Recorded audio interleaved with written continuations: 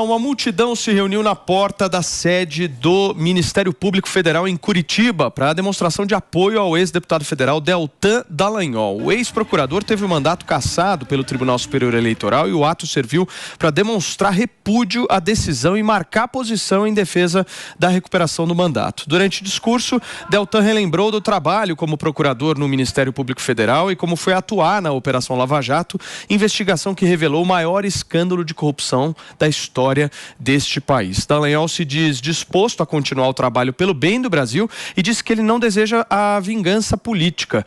Deltan ainda se mostrou otimista com uma possível reversão da decisão de cassação do Tribunal Superior Eleitoral por parte da Câmara dos Deputados Federais. Vocês compartilham desse otimismo do Deltan? Eu particularmente não, mas eu quero saber de vocês. Pavanatos, começa aí. Eu também não tenho o mesmo otimismo que ele, mas acho que faz parte do discurso político e da forma de se posicionar, ter esse tipo de esperança e motivar isso nos seus apoiadores. E outra coisa, o importante é saber que os parlamentares são suscetíveis à pressão. Então, a partir do momento que você tem gente em uma manifestação como aconteceu em Curitiba, considerável na rua, é mais provável, aumenta a probabilidade de você ter uma decisão favorável. Agora, uma coisa que é importante dizer aqui, eu vi muita gente aí na rede social, vi até mesmo a Choquei zombando do Deltan por conta de uma carreata e tal. Nossa, olha só como teve pouca gente. Mas não vi divulgando a manifestação que aconteceu ontem e que estava lotada. Não vi divulgando, mostrando o tanto de gente que está indignada com o que aconteceu. Então, assim, se vocês querem ter um mínimo de hombridade, um mínimo de coerência, então divulguem agora a manifestação lotada. O povo está indignado e só não tem mais gente na rua porque tem gente com medo de ir para as ruas. As últimas manifestações que aconteceram e tudo mais, teve o caso do 8 de janeiro, deixou as pessoas com medo de ir para a rua, é verdade. Então muita gente tem medo hoje em dia de se manifestar e expressar sua opinião. Não fosse isso, mais pessoas ainda estariam nas ruas. Porque quando acontece uma injustiça tão clara como aconteceu no caso do Deltan, quando você vê um sistema todo político se vingando de um homem porque ele combateu a corrupção, a população ela se indigna e ela tem vontade de ir para a rua, ela tem vontade de expressar a sua indignação. E eu acho que essa manifestação que aconteceu em Curitiba deve ser só um começo. O começo de um processo de mudança, o começo de um processo onde a população volta a participar da política, volta a pressionar seus políticos. Quando a população saiu da rua, o que aconteceu? O sistema passou a se vingar, o sistema ganhou força novamente. E se a gente não levantar de novo, se o brasileiro não se levantar de novo, para mostrar a sua opinião e para mostrar que quem manda são os eleitores, o sistema vai continuar nesse sentido de derrocada. Ô Pavanatos, eu acho que as pessoas elas estão mesmo com medo. Tem muita gente receosa, mas eu acho que tem muita gente perdida também, mano. Sem saber, tudo bem, vou sair pra rua pra... Eu acho que mais do que medo, há uma desesperança, há uma frustração. As pessoas estão cansadas. Se a gente para bem para analisar assim, historicamente, de 2013 para cá, a gente viu as pessoas na rua no Brasil com uma intensidade sem paralelo. Então, houve muita mobilização política e a sensação, depois de tudo que aconteceu, Lula de volta à presidência, o mundo meio de cabeça para baixo, é que foi em vão, né? É uma sensação de que todo o esforço, toda a mobilização não deu em nada. E aí eu acho que um ponto importante que a gente precisa colocar de forma muito clara é que a mobilização apenas ante alguma coisa, contra, ela tem um potencial de mobilização, mas no longo prazo esse sentimento se esgota. As pessoas ficam cansadas de ser contra, ficam frustradas de só lutar contra algo e muitas vezes acaba perdendo a batalha. O Lula está de volta à presidência. Então, é muito importante ter uma capacidade política de articular um sentimento a favor de algo. Ou seja, qual é o projeto de país que a gente precisa construir? Quais são os caminhos institucionais para aperfeiçoar as falhas da democracia? E aí volta muito ao tema anterior, porque quando a gente fala dos desafios, do desequilíbrio do que acontece na justiça, qual é o poder, qual é a instituição-chave para lidar com essa questão? O Senado Federal. Então voltamos mais uma vez para o ponto de que a gente precisa ter uma agenda de avanço institucional, que traga propostas concretas para chegarmos mais próximos do país que a gente sonha. Mas assim, também é importante deixar claro uma coisa, as manifestações pelo impeachment da Dilma Rousseff, elas eram sim propositivas, você tinha todo um caldeirão ideológico, liberalismo econômico, algumas agendas conservadoras que também estavam ali junto daquelas pessoas que estavam indo para as ruas, e essa agenda avançou em certa medida com Michel Temer, e o Bolsonaro entrou no poder também com esperança de fazer essa agenda ideológica avançar. Agora, a manifestação que aconteceu em Curitiba, ela é diferente. É uma manifestação de defesa. Você tem direitos fundamentais sendo atacados e as pessoas estão indo para a rua para se defender disso. Deixa eu só fazer um rápido break para vocês que nos acompanham através do rádio. São 10h31 e o Morning já volta. E para você que ficou com a gente aqui na televisão, nós vamos ouvir agora a avaliação de Antônia Fontinelli sobre essa mobilização, certo, Antoninha? Posso só falar uma coisa, porque eu acho válida?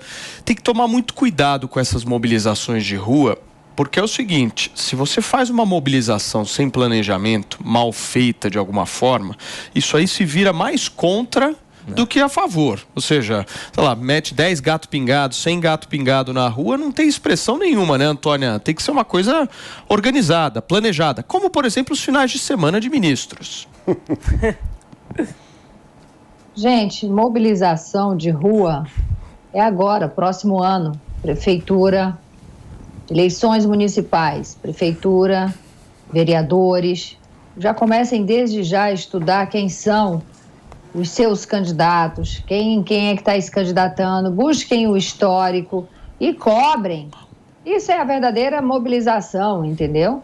Então todo mundo ficar em casa, não sair, não tirar a bunda do sofá e não votar. Eu já venho batendo nessa tecla há muito tempo. Quer fazer revolução? Fica em casa, não sai. No dia da eleição, sem uma viva alma na rua. Não vote em ninguém. Aí eles vão se assustar e eles vão ver o que vão fazer para retomar o fio dessa meada. Antônia, mas se isso acontece, vai votar quem você não concorda. Como é que é? Nunca vai ter uma situação em que ninguém vai votar, em que ninguém vai sair de casa. Então, se a pessoa escolhe não ir votar, aquele que discorda dela vai lá votar e você vai ter que ser governado pela escolha daqueles que você não concorda. Eu sei, mas quando eu falo todo mundo, seria todo mundo. Mas a gente tem pessoas aqui, né? O povo, eles amam políticos, eles idolatram homens, O povo desse país é muito ignorante nesse sentido, sabe, gente? Então, assim, você vê pessoas se matando, brigando, matando umas às outras para defender o seu político e o político tá cagando para eles, entendeu? Então, assim, é uma loucura, eu não consigo. Aí muita gente vai pra rua, não sabe nem por que tá na rua, entendeu? Tá ali pela farra mesmo, é um negócio assim. Gente, eu não vejo, eu posso falar pra vocês?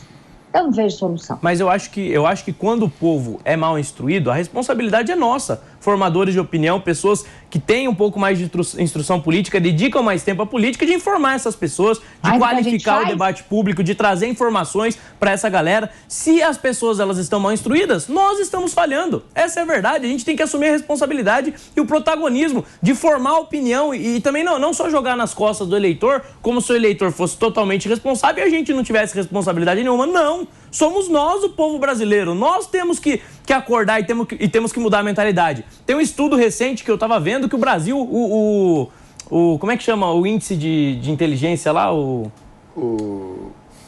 QI?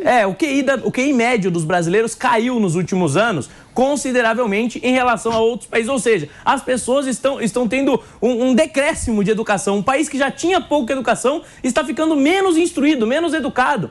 E a pátria educadora dos governos petistas, que gastou e torrou milhões em educação, não resolveu esse problema, porque gastava com privilégios, ou seja, a população ainda está menos instruída.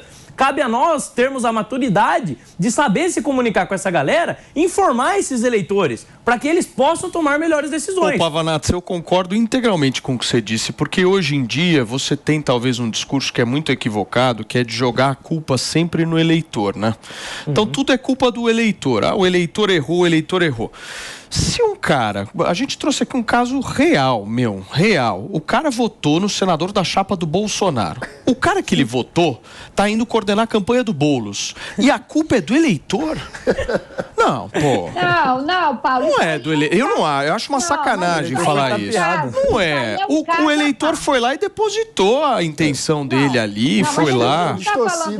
O sistema distorceu tudo, Antoninha. A gente não tá falando disso, Paulo. A gente tá falando de pessoas que falam, você me dá R$100 que eu voto em você. Isso acontece muito no Nordeste e eu vi muito isso acontecer no Rio de Janeiro. Você me dá uma dentadura, você me dá um bujão de gás, você me dá uma geladeira, eu tô precisando trocar meu fogão e troca seu voto por isso. Você tá entendendo? Mas nesse... Deixa eu só receber quem nos acompanha pelo rádio, Antônia, para todo mundo poder ouvir a sua fala. Gente, nós vamos chegar agora, hein?